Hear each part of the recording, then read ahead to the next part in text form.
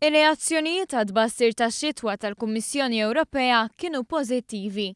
Ekonomisti tkellmu dwar kif kull settur il-Kummissjoni Ewropea ta' aħbarijiet tajba għal Malta. Iżda esponenti tal-Partit Nazzjonalista tkellmu b'mod differenti. Għal Viċi-Kap tal-Partit Nazzjonalista Mario De Marco, il-maggoranza tal-oqsma fl-ekonomija Maltija sejrin ħażin. L-ekonomija joħduha bħala ekonomija sħiħa. U l-ekonomija, bda bħal meta jkollok innaf. Tim li forsi jkun qed jirbaħ għandek minn ħdax il-plejer, għandek tlieta erba li verament qed jilagħbu tajjeb. Però ma jfissirx għax dawk it-tlieta erba jilagħbu tajjeb il-kumplament li forsi mhux qed jilagħbu daqshekk tajjeb tislinjorhom. U din l-istess ħaġa l-ekonomija.